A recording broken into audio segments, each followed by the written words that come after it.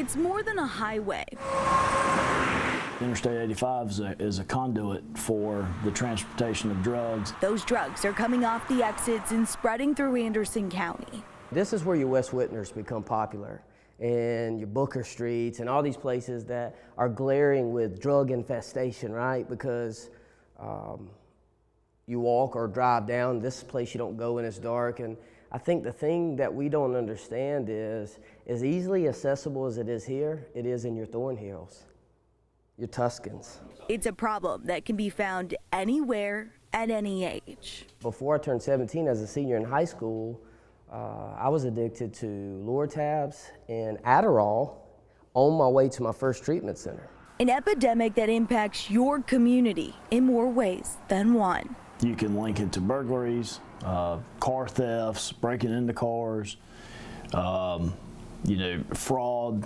I mean, there's just domestic violence. It's just linked to so many different groups of crime within this county. The goal for Anderson County Sheriff Chad McBride was to stop the bleeding by throwing more resources at the biggest problem. We were conducting a traffic stop here. The gentleman over there had this package in his pocket. It's an off-white rock-like substance, which when I first peered at it, looks like crack cocaine. Stop. November 4540. After stop. How much money do you think it is? The street narcotics unit is pulling more drugs. Some days everything you stop's got dope or something somebody would want. Money and people off the streets. Depending on his priors, right? What he's been charged with. That dude, 1 to 3 years. Together they work with narcotic investigators and a new interstate team. All in all, the unit has grown to 18, triple what it was before McBride took office 2.5 years ago. Look at that outside and see. Break down the number of drug arrests and you immediately see the change.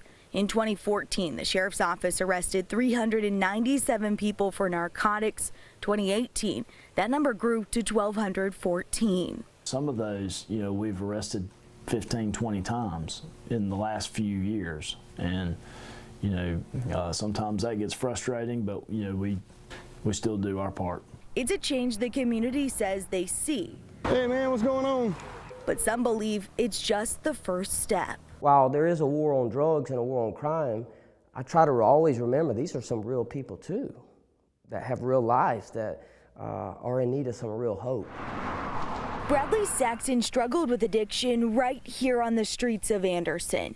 Now he owns the Bridge Center, where he helps those same men who the deputies see each day find their way out of this life. The most heartbreaking thing is knowing there's a problem and sitting on the sidelines hoping that time will heal it. Well, one man and one agency may not be the end-all solution. It isn't just those people over there. It's all around you. Each person is a victim to this epidemic, so they're working to leave Anderson County better than they found it. In Anderson County, Nicole Ford, 7 News.